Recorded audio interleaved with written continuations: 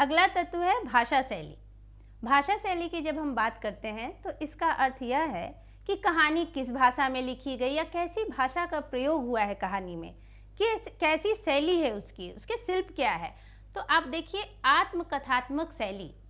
आत्मकथात्मक शैली का अर्थ होता है कि जब लेखक जो लिखता है, पूरी कहानी में लेखक स्वयं एक पात्र के रूप में मौजूद है और वह अपने घर की कहानी लिख रहा है, तो इसको आत्मकथात्मक शैली के अंतर्गत इस कहानी को हम रखेंगे। यहाँ सामान्य बोलचाल की भाषा का प्रयोग हुआ है। सामान्य बोलचाल की भाषा यानी कि हम अपने परिवार में जिस भाषा में बात करते हैं, सामान्य बोलचाल की भाषा में जो हम दैनिक बातें करते हैं, वही भाषा का प्रयोग लेखक ने दिखाया है ताकि कहानी आपसे सीधे सीधे जुड़े।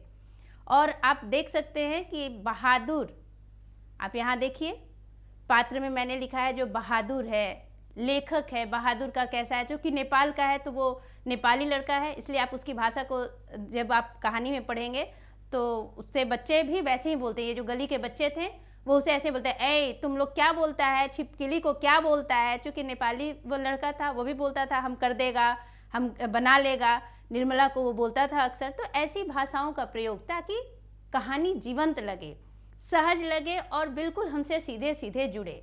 लेखक की बात, तो लेखक के जो जितने भी संवाद है, आप देखिएगा कि लेखक के जितने भी संवाद है, जो वो सोचते हैं, जो वो बोलते हैं, इनकी भाषा बड़ी परिनिष्ठित है, संयमित है।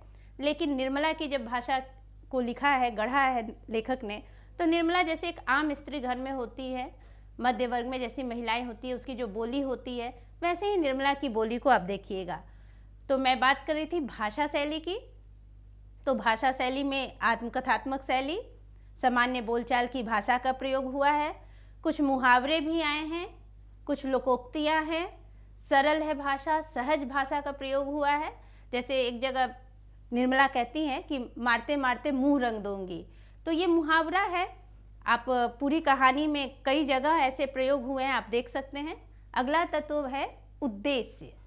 जब हम उद्देश्य की चर्चा करते हैं तो कोई भी रचना, कोई भी साहित्य बिना उद्देश्य के, बिना निष्प्रयोजन नहीं रचा जाता। कोई भी रचना को लिखने से पहले, कोई भी कहानी लिखने से पहले उसके पीछे एक उद्देश्य होता है कि हम क्यों लिख रहे हैं, किस उद्देश्य से इस कहानी को लिखा गया। तो जब हम बहादुर कहानी की चर्चा करते हैं, अमरकांत ने जो यह कहानी लिखी है, तो उसका उद्देश्य क्या है, देखिए आप, सामाजिक प्रतिष्ठा के लिए झूठा प्रदर्शन। आपने शुरू में ही देखा होगा कि अमरकांत कहते हैं कि उनके सारे रिश्तेदारों के यहाँ नौकर था, लेकिन उनके घर में नौकर नहीं था। तो उन्हें ऐसा लगता था कि समाज में वो बराबर नहीं है, कहीं ना कहीं नीचे हैं। और जब उनके घर में नौकर आ जाता है तो वो अपने आप को अन्य लोगों से ऊंचा समझने लगते हैं। तो यह है सामाजिक प्रतिष्ठा के लिए झूठा प्रदर्शन। जो हमारे समाज में ऐसी चीज़ें दिखाई दे रही हैं, तो उस पर अमरकांत ने दृष्टि डाला है, इस कहानी के माध्यम से यह बताया है। मानवीय सहानुभूति। अब आप सोच रहे होंगे कि कहानी में तो बहादुर को बहुत पीटा गया, उसके साथ दुर्व्यवहार हुआ, तो यहाँ मानवीय सहानुभूति आई कहाँ। यह कहने का अर्थ है कि यह एक उद्देश्य है कि मानवीय सहानुभूति को दर्शाना, कि मानवीय सहानुभूति व्यक्ति के भीतर होनी चाहिए। इस चीज़ के, इस उद्देश्य से कहानी लिखी गई। अमरकांत चूँकि बाद में पछतावा करते हैं, लेखक स्वयं पछतावा करते हैं, उनकी पत्नी पछताती हैं कि बहादुर के साथ उन्होंने सही व्यवहार नहीं किया, तो कहीं ना कहीं सहानुभूति होती है।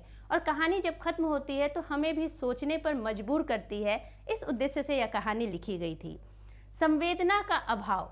आप देख सकते हैं किशोर में संवेदना नहीं रहती। निर्मला भी मोहल्ले की अन्य स्त्रियों की बातों में आ जाती है। शुरू में बहादुर के साथ उनकी संवेदनाएं जुड़ी होती हैं, मगर धीरे धीरे वह नौकर के प्रति उनका दुर्व्यवहार बढ़ता जाता है और उनके भीतर का संवेदना जो है, उनके भीतर की संवेदना समाप्त हो जाती है। तो उद्देश्य, इस उद्देश्य से इतने कई और भी उद्देश्य हैं, आगे हम चर्चा करेंगे कभी। आगे आप देखिए शीर्षक। शीर्षक की जब हम बात करते हैं तो कोई भी कहानी जब लिखी जाती है तो उसका एक शीर्षक दिया जाता है। कहानी, कविता, उपन्यास, नाटक, कुछ भी जब हम पढ़ते हैं तो वह शीर्षक उसका होता है। जिससे अब देखना यह है कि शीर्षक पढ़ने के बाद, जैसे हमने पढ़ा बहादुर, तो यह चरित्र प्रधान शीर्षक है, यानी कि जो पात्र है बहादुर, उसी के नाम से पूरी कहानी लिखी गई और उसका शीर्षक भी दे दिया गया बहादुर। तो यह चरित्र प्रधान शीर्षक हुआ। जिज्ञासा परक। याद होगा आपको, मैंने शुरू में ही कहा था कि जैसे ही हम बहादुर शीर्षक पढ़ते हैं तो हम सोचते हैं कि बहादुर कौन था, क्या उसने बहादुरी का कार्य किया, या बहादुर से संबंधित अन्य कई बातें हमारे भीतर जिज्ञासा उत्पन्न करती हैं। तो ऐसे शीर्षक को हम जिज्ञासा परक शीर्षक कहेंगे। आकर्षक एवं संक्षिप्त शीर्षक, संक्षिप्त यानी छोटा होता है तो वह अच्छा माना जाता है, वह सहज होता है, उससे पाठक सीधे जुड़ते हैं, हम सभी सीधे जुड़ते हैं। तो बहादुर जो शीर्षक है वह आकर्षक है एवं संक्षिप्त।